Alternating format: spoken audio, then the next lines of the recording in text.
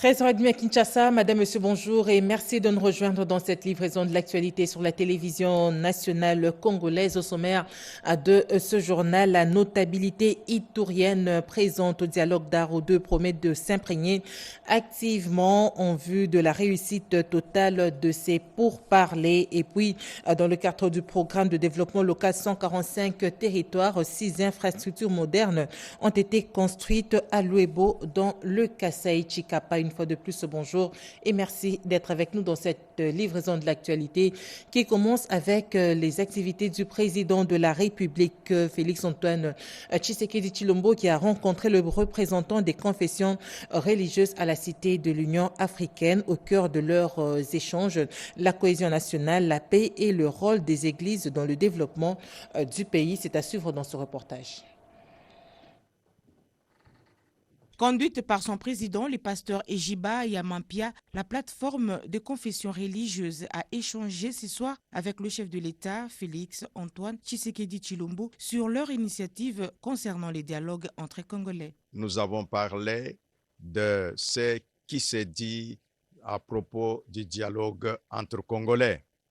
À ce sujet, nous lui avons présenté qu'il n'y a pas seulement ce que la SENCO et l'ECC proposent, il y a aussi l'initiative interconfessionnelle pour la paix et la réconciliation en République démocratique du Congo que la plateforme met à la disposition des Congolais.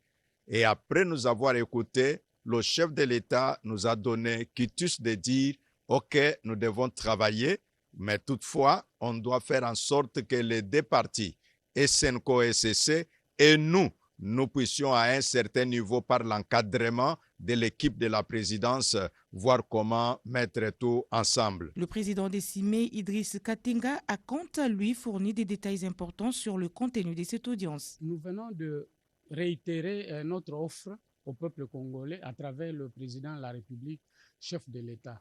Comme son éminence vient de le dire, nous avons le pacte social qui est proposé par nos compatriotes de la SENCO et de l'ECC et qui pour nous comporte certaines limites.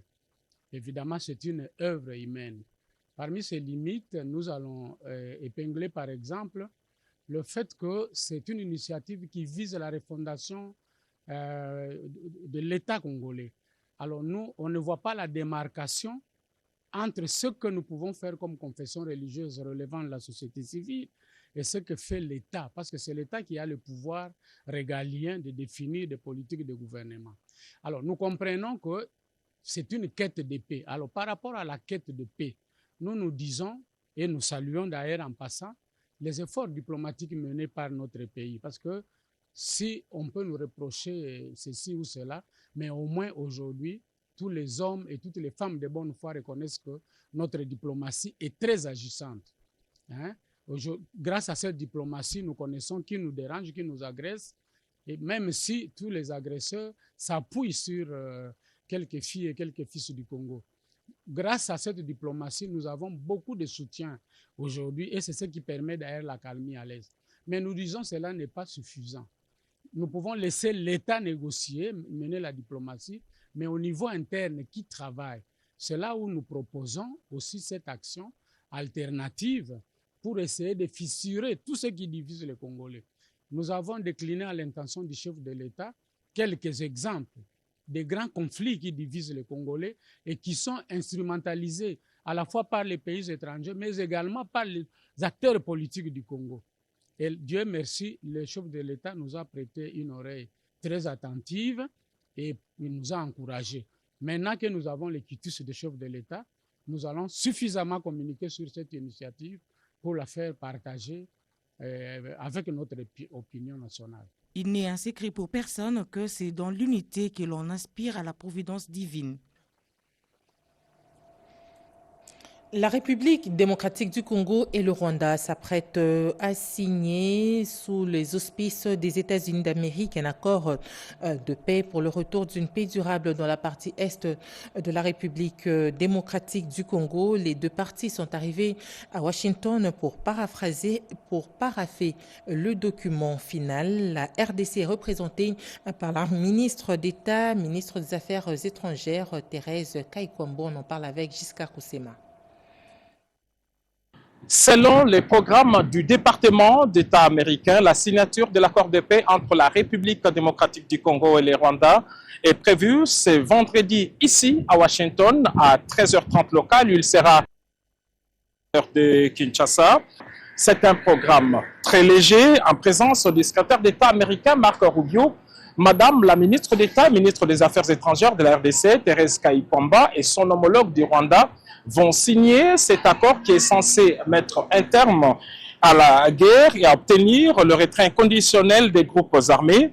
Ce texte, comme vous le savez, repose sur 4 piliers, à savoir le retrait des troupes rwandaises de la RDC, un cessez-le-feu global, l'engagement de ne plus soutenir les groupes armés, de plus des dispositions sur les désengagements, et le désarmement et l'intégration conditionnelle des groupes armés non étatiques sont également envisagés. Selon plusieurs analystes rencontrés ici à Washington ainsi que des diplomates, il s'agit d'un texte très équilibré. La signature va marquer la fin de cette guerre essentiellement économique qui a duré plus de 30 ans en République démocratique du Congo. Une rencontre bilatérale est prévue à l'issue de cette signature entre la chef de la diplomatie congolaise et son homologue américain. Et dans la foulée de cet événement, Mme Kaikwamba a prévu d'animer une conférence de presse ici à Washington pour expliquer les tenants et les aboutissants de cet important accord. En ce qui concerne les textes lui-même, il s'y est de signaler qu'il est le même que celui qui a été paraphé il y a une semaine ici même à Washington.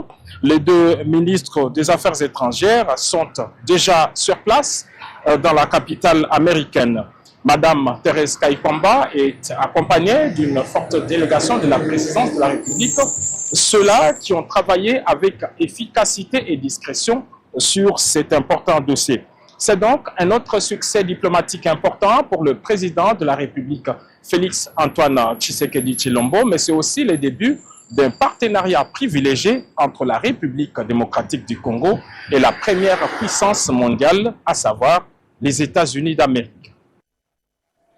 Direction le Japon où la première ministre Judith Suminwa poursuit sa visite officielle après Tokyo, cap sur Osaka pour renforcer les relations économiques avec le pays du soleil levant entre rencontres diplomatiques, forums d'affaires et expositions universelles. La République démocratique du Congo veut séduire les investisseurs japonais. C'est un reportage de Chimène Dondo.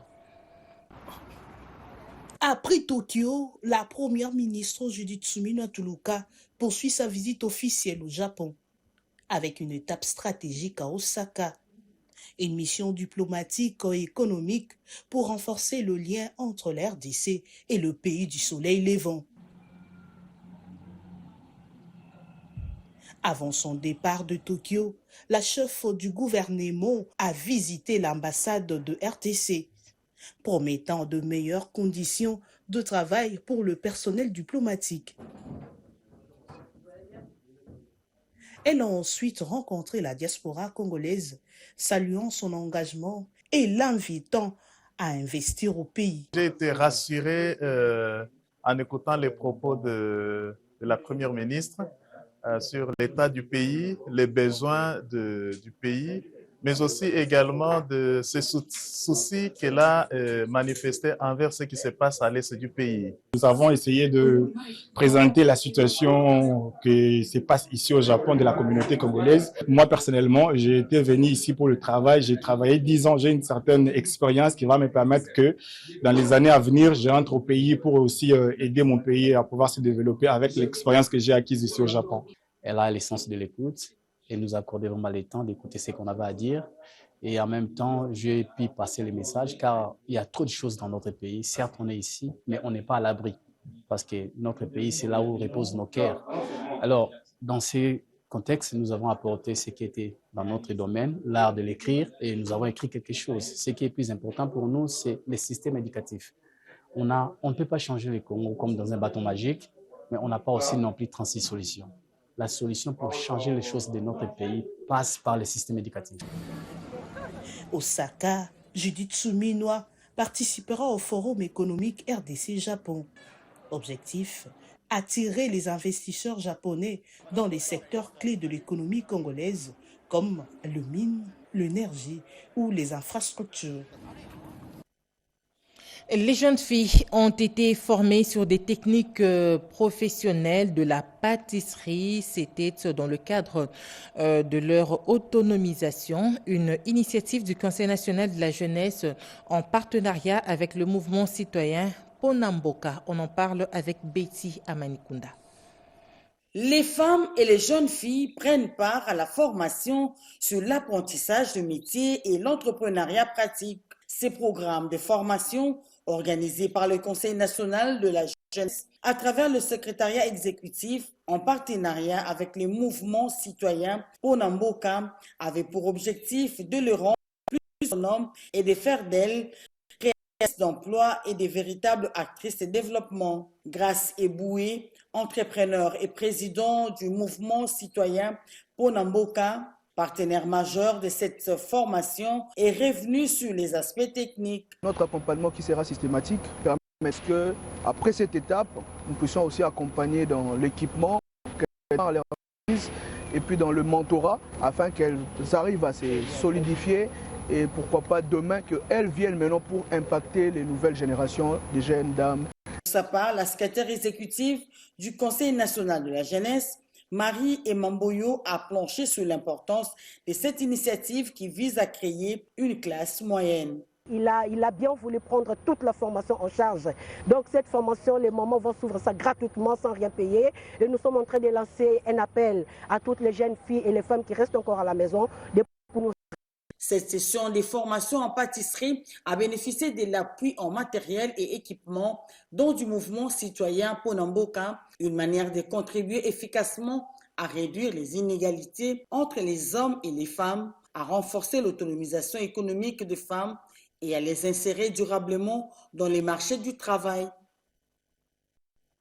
Le processus de paix pour la stabilisation de la partie est de la RDC, salué par différents mouvements politiques de la RDC. On en parle avec Dieu merci Kanza. Les rassemblements des compagnons d'Étienne Tshisekedi pour les changements et le progrès social, souscrit à l'accord de paix en gestation entre le Rwanda et notre pays, dont les termes de référence de son contenu viennent d'être paraphés à Washington DC par les équipes d'experts des deux pays. Les RCT-CPS félicitent son Excellence Félix-Antoine Tshisekedi Tshilombo, président de la République, chef de l'État, pour cette indéniable percée diplomatique dont les résultats positifs évidents attendus seront entre autres la restauration de la paix et la sécurité sur toute l'étendue du territoire national de la République démocratique du Congo, les rassemblements des compagnons d'Étienne Tshisekedi pour le changement et le progrès social invitent instamment nos compatriotes sceptiques et alarmistes à faire foi à cette action salvatrice pour notre pays. Cette victoire diplomatique est une garantie sûre pour le progrès économique et social de la République démocratique du Congo. En tout état de cause, les rassemblements des compagnons d'Étienne Tshisekedi pour le changement et le progrès social restent néanmoins vigilants quant au strict respect des clauses de cet accord de paix par les parties prenantes lors de sa mise en œuvre. La notabilité itourienne présente au dialogue d'Aroudou promet de s'impliquer activement en vue de la réussite totale de ces pourparlers.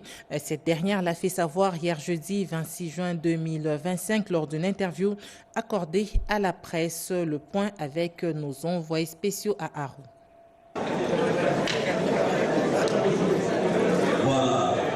notabilité itourienne salue l'initiative des autorités provinciales, celle de l'associer dans le pourparler d'Arou 2, en vue de la résolution des problèmes sécuritaires de la province. Jusque-là, l'impression est encore bonne. Il est question de sortir de nos égaux, de voir l'intérêt général de l'Ituri.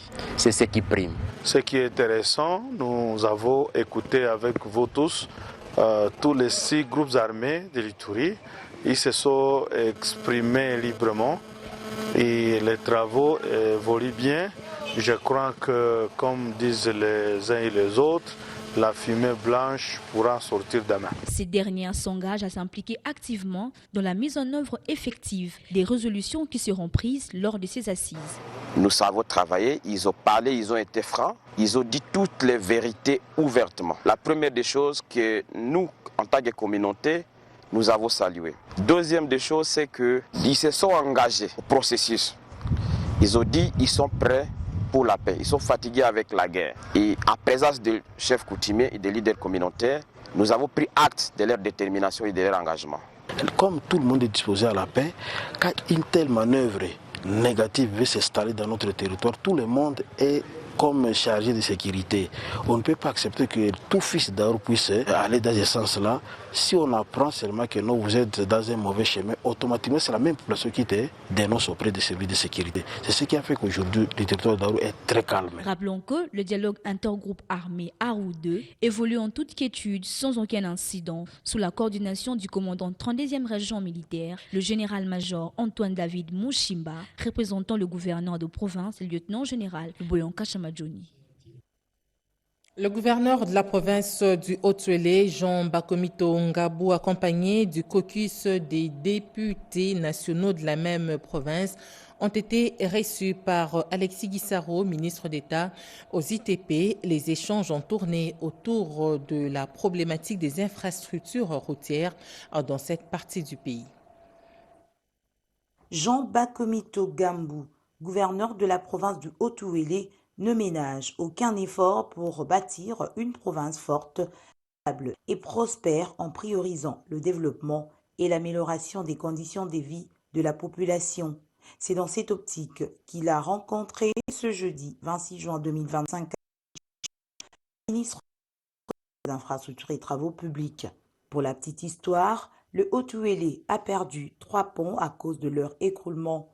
Il s'agit des ponts Bomukandi, le pont Embo et le pont Zoro, des incidents qui compromettent gravement la connectivité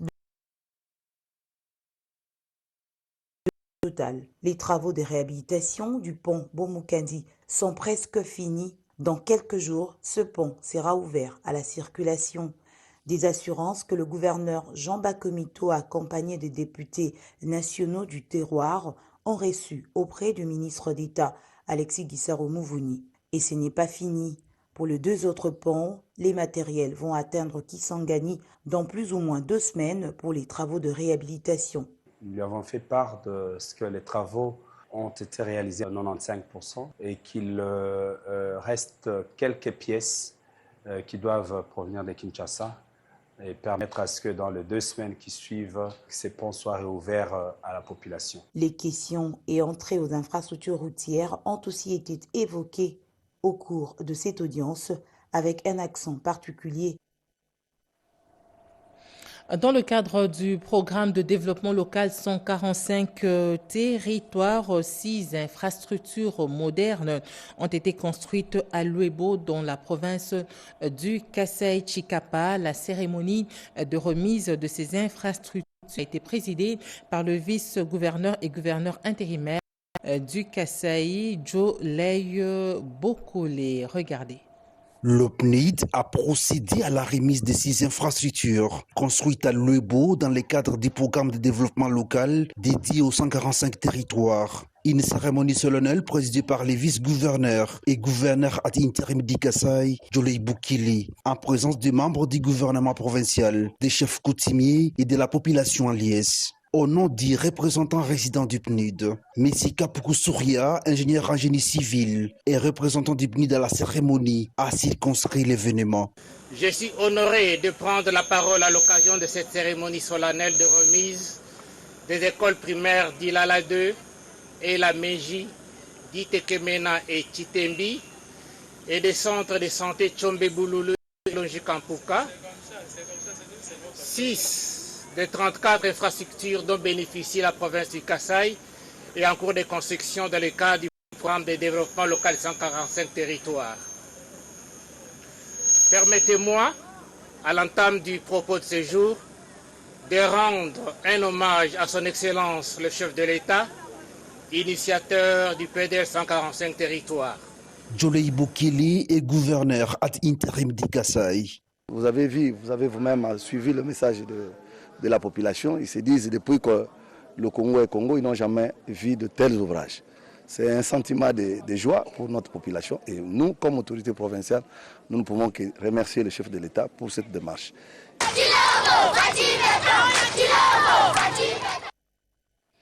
Dans la province du Lualaba, le bourgmestre de Dilala a lancé officiellement les travaux d'asphaltage de quelques avenues de cette entité décentralisée, Chimendondo. Entièrement engagée et dévouée, Mme Françoise Mangweji, bourgmestre de la commune de Dilala, dont la province du Lualaba tient un mordicus au développement de sa municipalité dans la perspective de garantir le bien-être social et ses administrés en conformité avec la vision du chef de l'État, Félix-Antoine Tshisekedi Tshilombo. Ce jeudi 26 juin 2025, elle a procédé au lancement officiel de travaux d'asphaltage de l'avenue Mama Kaj dans le quartier Kanina. Cette grande avenue, jadis l'ombre d'elle-même, sera revêtue d'une nouvelle robe, marquant ainsi une étape décisive dans le vaste chantier de désengorgement de cette entité territoriale décentralisée. Ces travaux qui seront exécutés par une entreprise locale sont financés sur le fonds propre de la commune de Dilala et visent à améliorer significativement la sécurité, les conformités de circulation et la durabilité de cette infrastructure essentielle au développement économique et à la qualité des vies locales et seront réalisées dans le respect des normes environnementales en vigueur en privilégiant de matériaux durables et de pratiques respectueuses de l'environnement. En mission de sensibilisation pour plus de culture fiscale à Butembo et Lubero, le directeur provincial de la DGRAD Nord Kivu a bouclé son itinérance pendant sa mission officielle Vital Tangavita et sa suite ont sensibilisé les acteurs de la fiscalité dans la mobilité de recettes au compte du Trésor public. Reportage. 4 jours durant, le directeur provincial de la DGRAD a palpé du doigt les réalités sur terrain dans son service en ville de Butembo et territoire de Lubero. En ville de Butembo, le directeur provincial de la DGRAD a pris langue avec le maire de Butembo, le commissaire supérieur principal, Roger Moabaye Kiteli. Après quoi, Vital Ponda Vita a visité les chantiers du ressort local situé à cellule Bel Air, quartier Kambali, commune Vulamba. Une visite qui s'est soldé par un constat positif, celui de l'avancée à pas de géant des travaux de construction. Par la suite, le patron de la DGRAD Nord Kivu a échangé avec les chefs des services étatiques et il a insisté sur l'attribution légale à chacun d'entre ces services d'assiette. La 3e journée a été marquée par sa rencontre avec les membres de la Fédération des entreprises du Congo FEC Butembo Lubero. L'adresse du DP de la DGRAD a été condensée entre la vulgarisation de certains textes légaux et la mise au point par rapport à l'application du décret de novembre 2024 portant notamment allègements fiscaux pour les provinces sous état de siège. Je les exhorte à avoir la culture fiscale, donc donner à l'État les moyens de faire sa politique. Nous devons savoir que l'État a beaucoup de devoirs, beaucoup d'obligations, donc nous réclamons beaucoup de choses à l'État et l'État ne peut pas le faire s'il n'a pas de moyens. Séduit par cet exposé, Polycarpe Ndivito Kikwaya, président de la FEC Butembo Lubero, a souhaité que des séances similaires de vulgarisation des textes légaux soient régulières. Alors de temps en temps, il faut actualiser il y en a qui oublient. Il y a les lois, les nouvelles lois qui arrivent, il y a les décrets qui arrivent. Cela, il faut chaque fois qu'on échange avec les services concernés. L'étape du territoire de Lubero a bouclé boucler périple, c'est jeudi 26 juin 2025. Vital Ponda a sensibilisé pour la mobilisation des recettes au compte du trésor public. Il en a parlé avec l'administrateur du territoire de Lubero, le colonel Alain Kiwewa Mitela et les chefs des services étatiques de cette juridiction, ainsi qu'avec les agents locaux de cette régie financière. À l'Assemblée provinciale de Kinshasa, la proposition dédiée portant sur les dispositions générales applicables à l'identification des élèves et à la planification des enseignants a été jugée recevable. C'était au cours de la plénière du mercredi 25 juin 2025, présidée par le président Lévi Mbuta Sangolamba. Blandine Wavingana pour le reportage.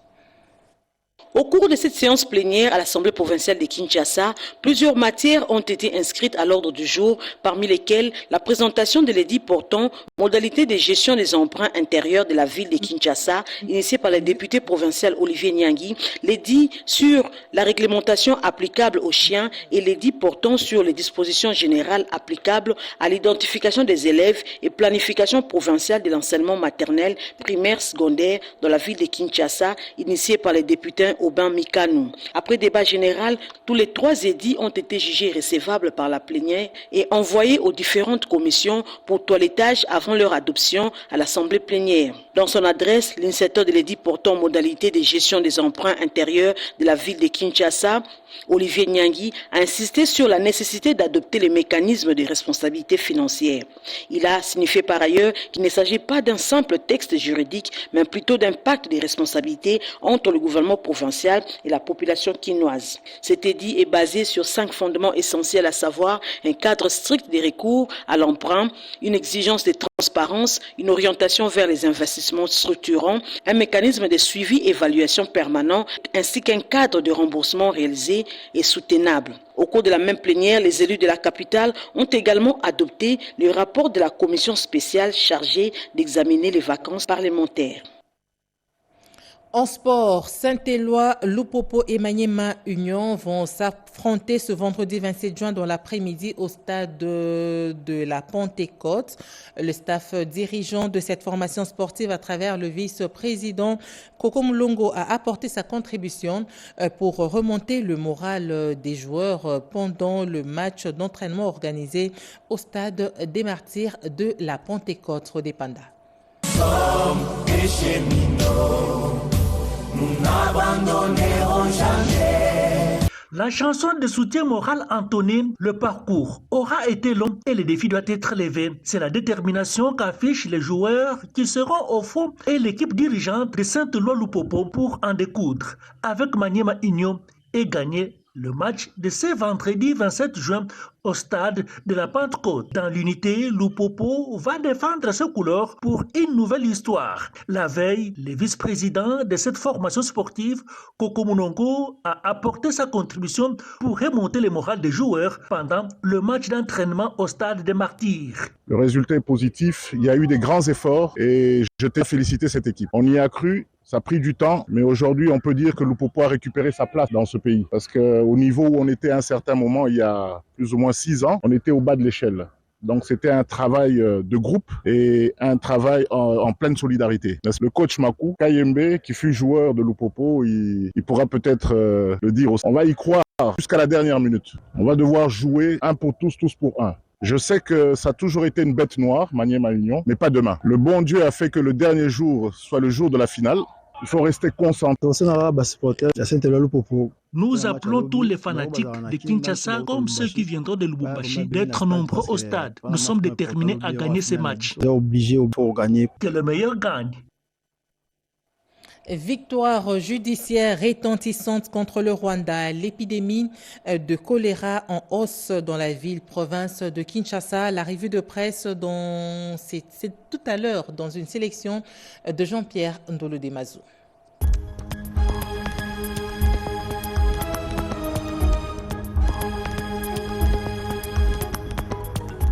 Bienvenue mesdames, messieurs à cette revue de presse du vendredi 27 juin 2025.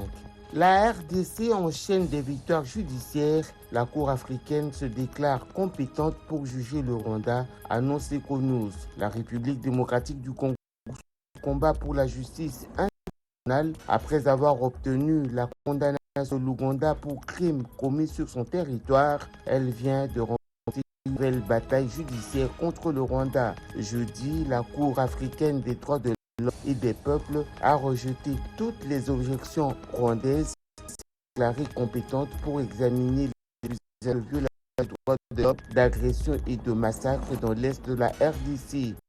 Décision saluée par Kinshasa comme une étape majeure contre l'intervention du Rwanda à 90 sa défense.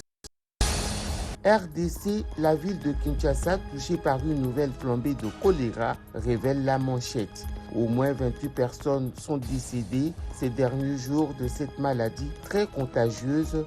Depuis le début du mois de mai, le pays est officiellement en situation d'épidémie nationale de choléra. Près de 30 000 cas ont été recensés depuis le 1er janvier 2025. Plusieurs provinces ont été touchées, les deux Kivu, le Tanganyika, la Chopo, mais la maladie a désormais atteint la ville de Kinshasa où une recrudescence des cas inquiète les autorités sanitaires. Caléer des maisons des peuples autochtones pygmées brûlées, renseigne le quotidien. La tension reste vive dans le territoire de Kaléé au Sud Kivu où plusieurs villages habités par les peuples autochtones pygmées ont été brûlés, conséquence directe de l'intensification des affrontements entre les rebelles du 1-23 et les groupes d'autodéfense Wazalendo. Bahati Malengo, porte-parole des peuples autochtones pygmées, tire la sonnette d'alarme. Il appelle les autorités congolaises et les partenaires humanitaires à agir de toute urgence pour assurer la sécurité des communautés déjà marginalisées et leur venir en aide. Azerbaïdjan, un secours porté aux étudiants congolais victimes de la guerre en Iran, titre l'agence congolaise de presse ACP.cd. Le secours a été porté aux étudiants de la RDC victimes de la guerre en Iran par l'ambassadeur congolais près la Russie, la Géorgie et l'Azerbaïdjan mercredi dernier à la frontière de l'Iran et de l'Azerbaïdjan. Yvon Vangou, ambassadeur de la RDC, dit avoir recueilli le 25 juin 16 étudiants congolais qui ont fui la guerre en Iran et qui étaient bloqués à la frontière avec l'Azerbaïdjan et qu'ils se portent assez bien. Et c'est l'essentiel de la livraison de cette mi-journée sur la télévision nationale congolaise, un journal coordonné par Angèle Mabiala Londo, réalisé par André Njeka et Monique Mavungu. La formation continue sur nos antennes en français dans les 4 langues nationales. Retrouvez à 19h Paulette Lomba, à 20h Sandra Nyangitabou. Au revoir.